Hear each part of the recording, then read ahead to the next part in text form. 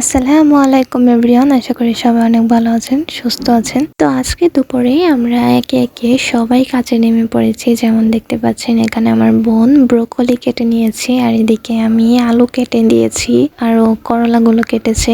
এদিকে আবার আমার আম্মু পেঁয়াজগুলো কেটে নিয়েছে, তারপরে এগুলোকে কড়াইতে দিয়ে দিল। এরপর এর মধ্যে দিয়ে দিল করলা ভাজি, যেগুলো আমরা কেটে রেখেছিলাম, সেগুলো ধুয়ে রেখেছিল আম্মু। এরপর ভাজিগুলোর মধ্যে পরিমাণ মতো লবণ দিয়ে কিছুক্ষণ নেড়ে নিয়ে এবার ভাপে দিয়ে দিল। আর এবার আমাদের ভাজি রান্না হয়ে গিয়েছে, সেজন্য উপরে কিছু ধনে পাতা দিয়ে দিল। ধনিয়া পাতা আমার অনেক পছন্দ, আমার তো মন চায় ভাতের মধ্যেও ধনে পাতা দিয়ে দিই, কারণ এটা আমার অনেক পছন্দ। তো যাই হোক, এবার ব্রোকলি গুলো দিয়ে দিল কড়াইতে। এবার এগুলোকে কিছুক্ষণ নেড়ে নেবেন, তারপর এর মধ্যে লবণ দিয়ে আবার এগুলোকে ভাপে দিয়ে দিবে আম্মু।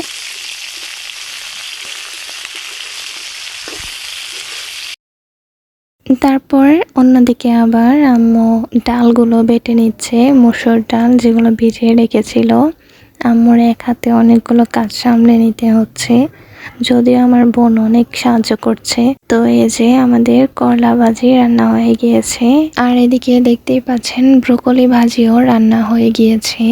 আর অন্যদিকে আমার বোন এই যে বেগুনগুলো কেটে নিচ্ছে বাগুনি ভাজার জন্য। শুদ্ধ ভাষায় একে বেগুনি বললেও আমরা বাগুনি বলি, কারণ আমরা বেগুনকে বাগুন বলি, সেজন্য বেগুনিকে বাগুনি বলি। আর এদিকে আমার বোন বেসন গুলে নিচ্ছে, এর মধ্যে দিয়ে দিল বেসন, হলুদের গুঁড়ো, জিরে গুঁড়ো এবং লবণ। এরপর পানি দিয়ে ভালো করে মিশিয়ে একটা বেগুন দিয়ে দেখছে যে পারফেক্ট হয়েছে কিনা।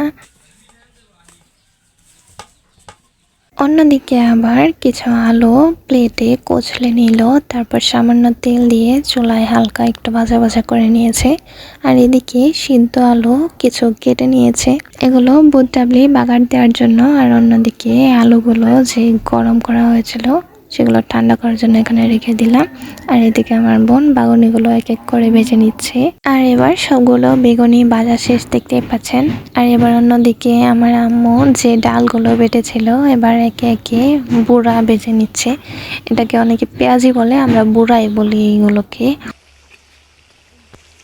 আমিও কিন্তু বসিনি, যে আলুগুলো ঠান্ডা করতে দিয়েছিলাম সেগুলো ঠান্ডা হয়ে গেছে, যার কারণে আমি এবার চপ বানানোর জন্য প্রস্তুতি নিচ্ছি। আমি কখনো চপ বানাইনি, আর প্রথম আমি আলু এগুলোকে গোল করলাম।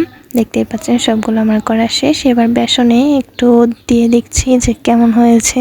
তারপর আমার আম্মু এগুলোকে তেলের মধ্যে দিয়ে দিল একে একে। তো ভিডিওটা আমি এখানে শেষ করছি, আর বড় করছি না। আর ভিডিওটি ভালো লাগলে অবশ্যই আমার চ্যানেলটি সাবস্ক্রাইব করে দিন, একটা লাইক দিন। আজকের মতো আমি এখানে বিদায় নিচ্ছি, দেখা হবে অন্য কোনো ভিডিওতে। ততক্ষণ পর্যন্ত ভালো থাকুন, সুস্থ থাকুন, আল্লাহ হাফেজ।